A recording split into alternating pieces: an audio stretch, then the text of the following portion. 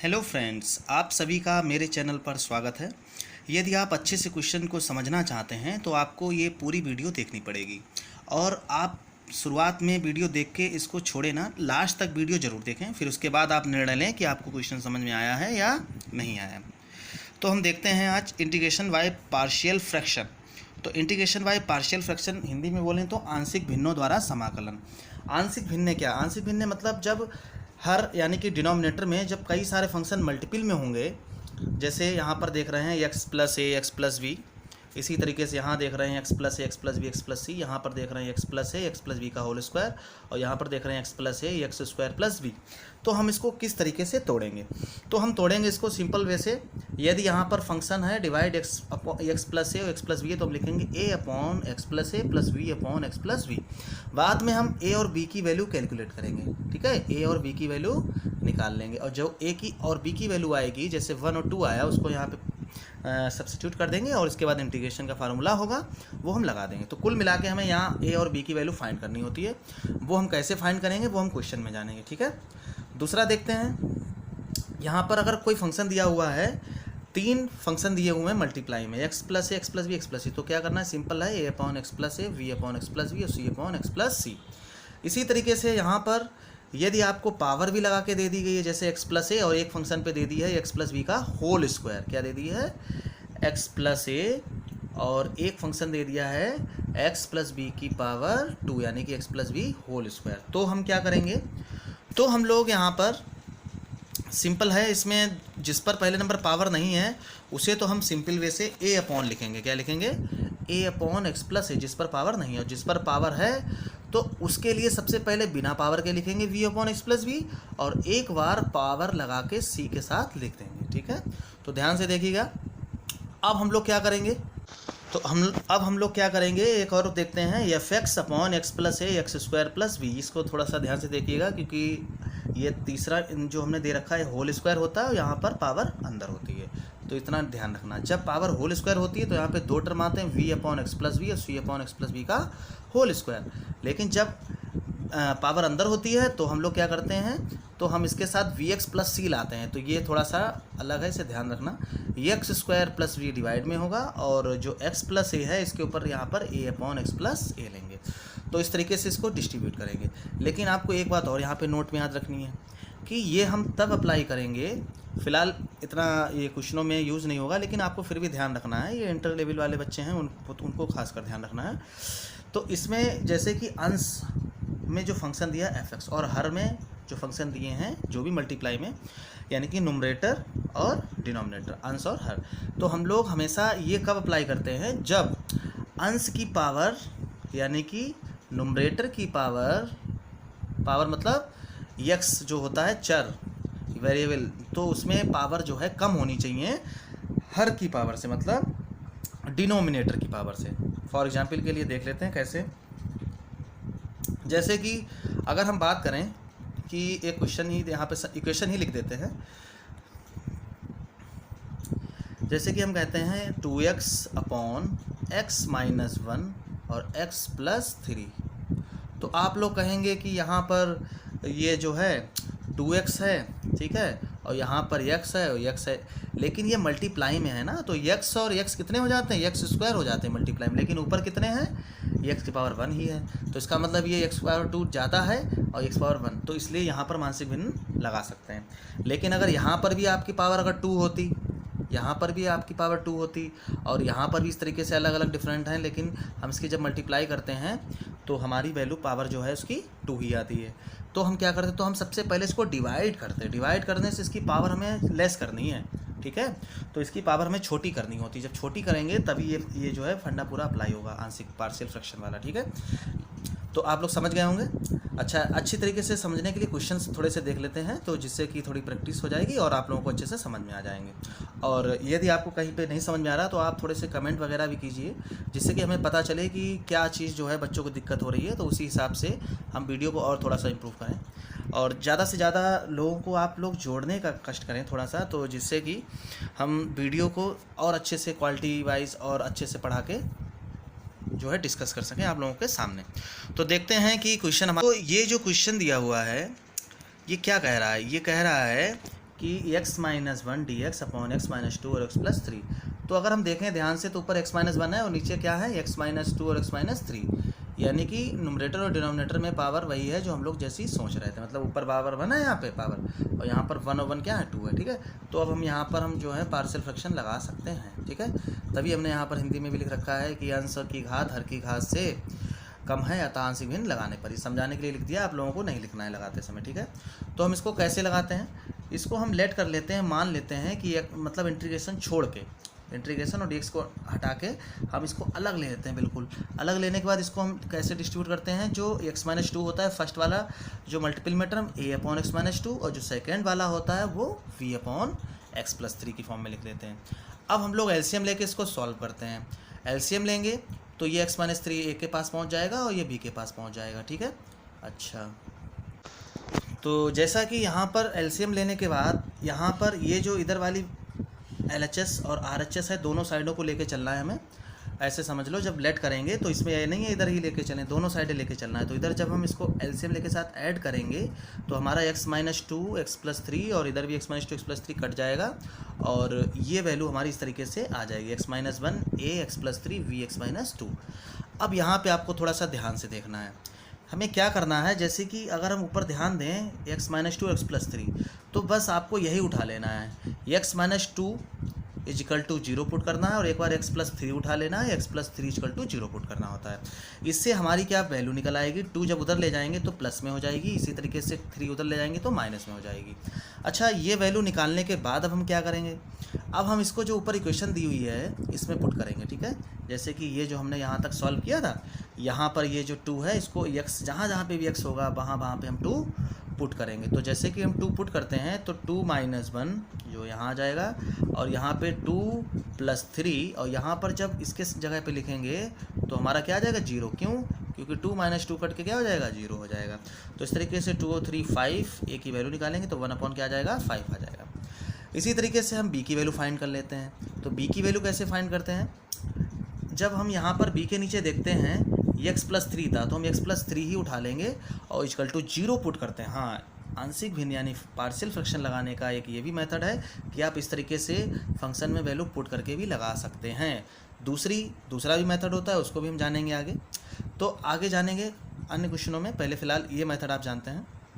तो इसमें ये वैल्यू जब हम पुट किए तो यहाँ पर थ्री जब पुट करेंगे तो माइनस थ्री और प्लस थ्री कट के यहाँ पे क्या हो जाएगा जीरो, और इसी तरीके से यहाँ पर रखेंगे माइनस थ्री माइनस टू, तो ये भी यहाँ पे सॉल्व होकर आ जाएगा।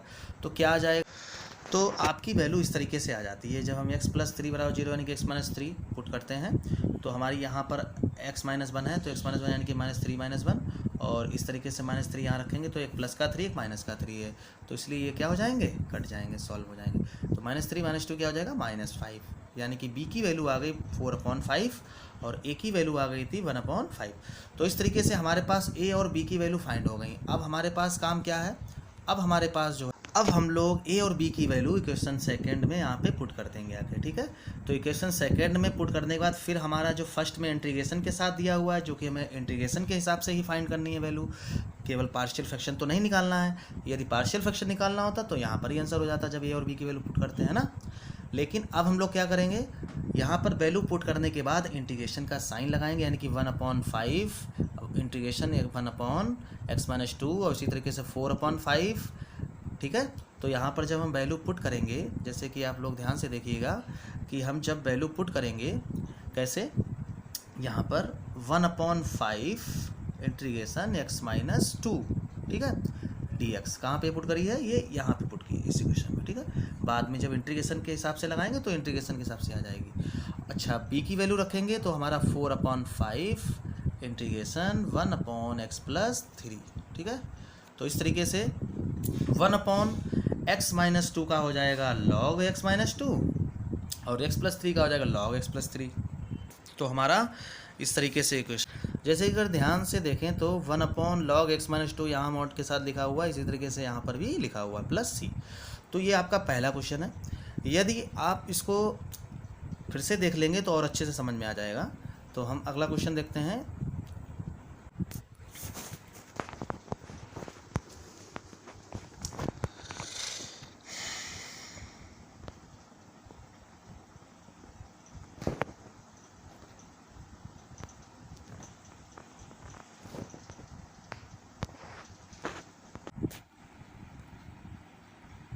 हम जैसे पुट करते हैं वैल्यू तो हमारी 2/x-2 और v की वैल्यू 1/x+1। क्यों? क्योंकि a की वैल्यू हमारी आई थी 2 और v की वैल्यू हमारी आई थी 1, ठीक है। तो इसी तरीके से चूँकि हमने ये लिखा था ना ऊपर a/x-2 v/x+1, तो वहीं पे हमने रख दिया है। अच्छा, अब ये रखने के बाद हम इक्वेशन फर्स्ट में चले जाएंगे क्योंकि हमें इंटीग्रेशन फाइंड करना है, ना कि पार्शियल फ्रैक्शन केवल। तो हम यहाँ पर इंटीग्रेशन के साथ जब लिखेंगे तो इंटीग्रेशन के साइन के साथ इस तरीके से वैल्यू आ जाएगी। और इसके जो फार्मूले होते हैं 1/x का क्या होता है, log x। तो सेम उसी तरीके से log mod x-2 और log x+1 और प्लस c। तो ये हमारा आ जाता है आंसर। तो इसी तरीके से अब हम अगला क्वेश्चन देखते हैं। तो ये जो क्वेश्चन है ये हम इस तरह का पहले भी बता चुके हैं, लेकिन ये हमने आंशिक भिन्न यानी पार्शियल फ्रैक्शन के मेथड से नहीं बताया था। तो किस तरीके से बताया था, कब हम वो फंक्शन वाला लगाते हैं, कब हम वो मेथड अप्लाई करते हैं, तो वो हम जो है मेथड तब अप्लाई करते हैं जब dx कहते हैं यहाँ पे कुछ नहीं होता, मतलब 1 मल्टीपल में होता है ना। तो जब 1 मल्टीपल में होता है तब हम वो अप्लाई करते हैं। अगर आप ये मेथड भी अप्लाई करना चाहें कि a/x-1 और प्लस v/x-4, तब भी आपका ये सही होगा, ठीक है। तो इसमें वो वाला भी मेथड लगा सकते हैं क्योंकि यहाँ पर कुछ नहीं तो x⁻0 तो है ही है, और यहाँ पर जो डिनोमिनेटर है यानी कि हर है x-1 x-4 है। तो इसका मतलब यहाँ पर डिनोमिनेटर यानी कि हर की पावर अंश की पावर से अधिक है, तो यहाँ पे आंशिक भिन्न लगा सकते हैं, ठीक है। और नहीं होता तो हम इसको डिवाइड करके भाग करके, जो भाग विधि छोटे क्लासों में आपने पढ़ी होगी, उसको छोटी पावर बना लेते हैं, उसके बाद ही हम आंशिक भिन्न लगाते हैं। तो हम लोग अब इसमें क्या करेंगे, तो इसको शॉर्ट मेथड से थोड़ा सा समझ लेते हैं क्योंकि पेपर में टाइम काफ़ी कम होता है, तो इसलिए हम इसको अच्छे से टाइम बचा पाएंगे वहाँ पे। तो क्या करते हैं हम लोग यहाँ पर 1/x-1 एक टर्म अलग लिख लेते हैं और दूसरा टर्म 1/x-4 अलग लिख लेते हैं, जैसा कि पहले ही बताया था। तो हम लोग यहाँ पर क्या करेंगे, बीच में माइनस लगाएंगे जब हमें यहाँ पर कुछ नहीं दिया होगा dx के साथ, यानी कि 1 लिखा नहीं होता है तो हम वहाँ पे 1 ही मानते हैं, ठीक है, क्योंकि हर मल्टीपल में 1 ही होता है, ठीक है। तो हम लोग अब क्या करेंगे, अलग अलग लिखने के बाद बीच में माइनस लगाएंगे। बीच में जब माइनस लगाएंगे तो हम जब एलसीएम लेते हैं तो x-4 इधर आ जाएगा और ये x-1 इधर आ जाएगा। तो जब एलसीएम जब हम देखते हैं तो यहाँ पर x और x क्या हो जाएगा, कट जाता है। तो माइनस क्यों लगाते हैं हम लोग, इसलिए लगाते हैं क्योंकि यहाँ पर अंश यानी कि न्यूमरेटर में x का कोई भी मल्टीपल नहीं टर्म है, कोई भी x का टर्म मल्टीपल में नहीं है, तो इसलिए हम यहाँ पर इस तरीके से बीच में माइनस लगा देते हैं। लेकिन इससे पहले जो अभी क्वेश्चन ऊपर लगाए थे तो वहाँ पर हम देखेंगे ऊपर x दिए हुए थे ऑलरेडी, तो x जब दिए होते तो उसमें आप लोग नहीं लगा पाएंगे क्योंकि उसमें वैसे लग तो जाएगा लेकिन आप लोगों को काफ़ी कॉम्प्लिकेटेड यानी कि काफ़ी टफ पड़ेगा और आप उसमें क्वेश्चन भी लेंथी हो जाएगा। तो आप लोग यहाँ पर जब ऊपर मल्टीपल में 1 यानी कि कुछ नहीं होता है तब ये लगाएंगे, ठीक है। तो कैसे लगाएंगे इसको हम लोग अलग अलग लिखने के बाद फिर हम देखते हैं कि x-4 हमारा इधर आया और x-1 इधर आया, ठीक है। तो माइनस अंदर जाएगा प्लस हो जाएगा। तो जैसा कि x कटने के बाद 4 में से गया कितना आया, -3। तो जितना भी यहाँ पर बचता है उतना ही ब्रैकेट लगाने के बाद उतने ही नंबर से हमें डिवाइड में लिख देना है, तभी हमने यहाँ पे -1/3 बाहर लिखा हुआ है, ठीक है। अब बस आपको क्या करना है, इंटीग्रेशन को अंदर भेज देना है और अंदर ध्यान से जब भेजेंगे तो हमारा इसका फार्मूला हो जाएगा log mod x-1 और इसका हो जाएगा log x-, ठीक है। तो आप लोग इसको समझ गए होंगे, अगर नहीं समझे तो एक बार फिर से समझ लें।